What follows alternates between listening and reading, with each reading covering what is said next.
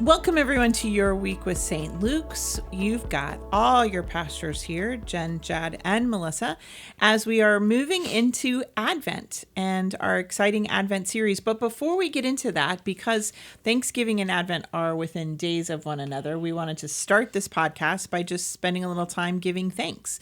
Melissa did a great job with our November podcasts and our series of Purposeful.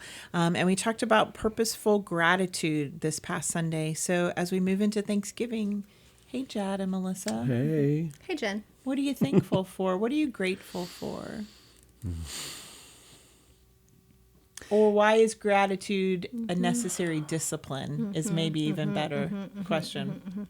So it's interesting because one of the books that our 50 North group read earlier this year is a book called Grateful. And so the amount of time we spent like parsing apart where the word comes from and different things like that, I just have a deeper appreciation for the practice of gratitude and thinking of it as a practice and not just a feeling. Mm-hmm. So I don't know that I practice it well yet still, but the idea of it being something that you do. And so I think that I've been trying to do better about saying thank you, of offering gratitude and doing the work of gratitude and not just thinking of it as an inner feeling.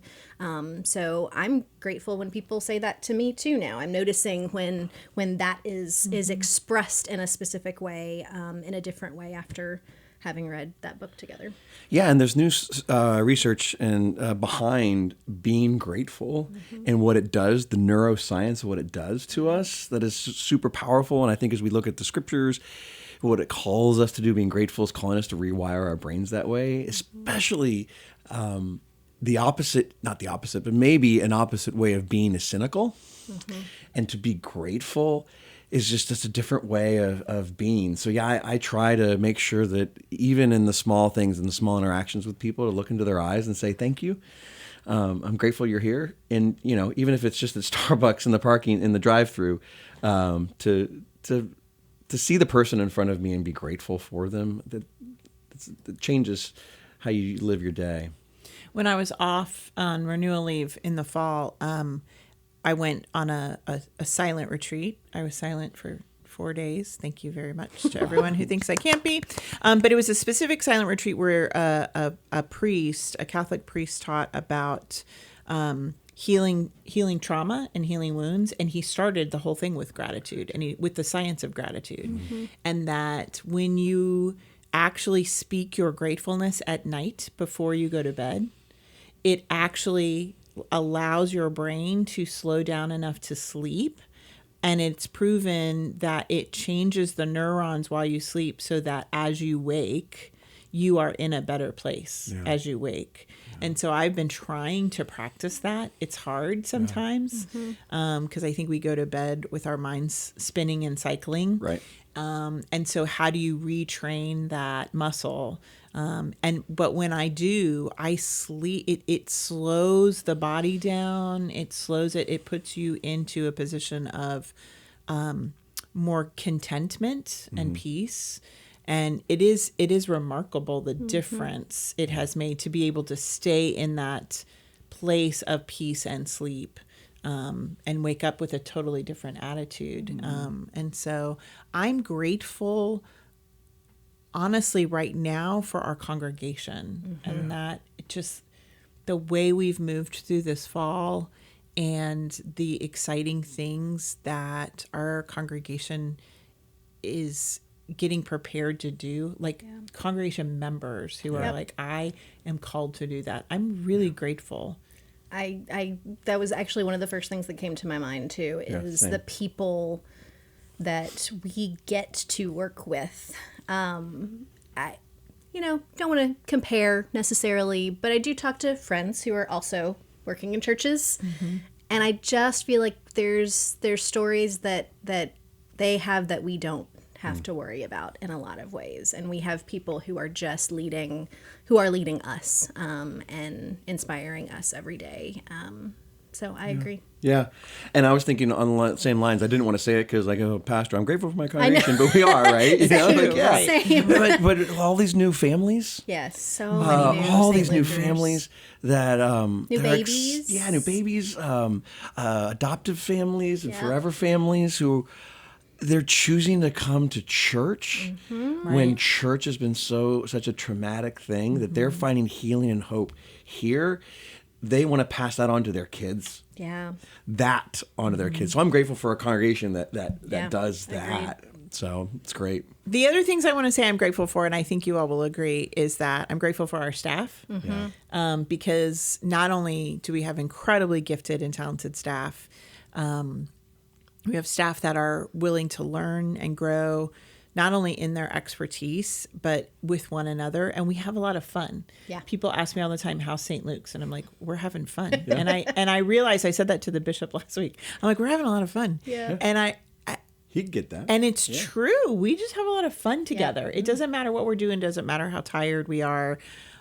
We do lean into the fun of being with one another. And then the other thing is that I'm grateful for the way people have lived into the rhythm of discipleship as our congregation and staff, to learn God's story, to live God's story in community groups together, because that's where we understand God's story better, is through each other's unique experiences, to love God's story in worship, which we have more people, I think, regularly going to worship than ever before.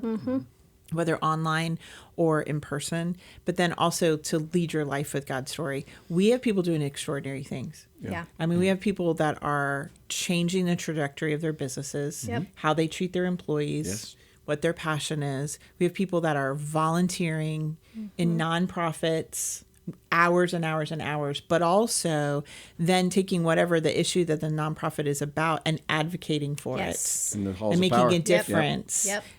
You know, we have people who are advocating for affordable housing. We have people that are speaking up at school boards. We have people that are running for things, Yep. right? Yep.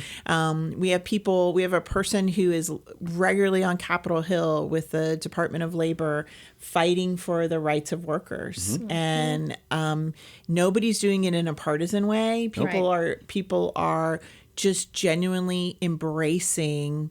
You remember when people like 3 years ago were like, I don't like leader. Like, I don't want to be a leader. Yeah. Right. I'm a I don't leader. like that. that's I don't think not- that's a thing anymore, because I No. think we've said all along, it's not about whether you're a leader or not a leader. You're leading, something is leading your life. So let God and you lead your life, and people are doing it. Yep. Yeah. People are wanting to find that intention, and a lot of people who are in the moment of transitioning to retirement, Yes. are going, I want this to be the most meaningful season of my life, and trying to figure out ways to do that. And so kids are passionate about things. Our youth are passionate about things. People are making differences in their workplace. I mean, it's across the whole spectrum that people are really getting fired up about stuff. And it's based in scripture. Yeah. Right? Because it begins with learn the Right. text, Yep. learn what the text is saying.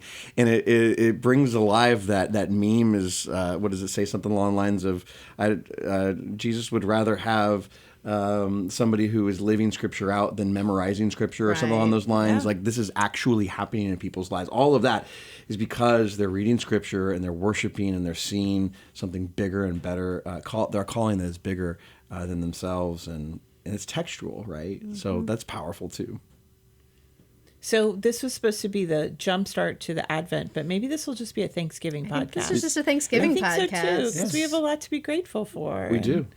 And to sit around the table today, and so we'll just have them release it on Thanksgiving. So happy Thanksgiving, everyone! With some turkey and some cranberry sauce, gravy. We might disagree on what that cranberry sauce should be shaped like. Yeah. I am very much the cranberry sauce should be shaped like a can. If it's not, then I don't know what to do with it. at Hey, that point. speaking of which, Scoop it out, I saw this reel where you take cranberry sauce that's in the can, like you said, you slice it, you freeze it, then you dip it in chocolate and you freeze it again. Oh. I need someone to try this. is I've got a thing- revolutionary. I've Bring got it to a- me. This and is bringing revolutionary. chocolate covered cranberry. I Interesting. think it sounds good. That sounds really good. But we're moving from pumpkin and cranberry into our Peppermint favorite season. Peppermint. So that reminds us, come back for worship on Sunday, because we're going to kick off Advent worship. Fear not. And we just hope you have an amazing Thanksgiving weekend. And we'll see you Sunday.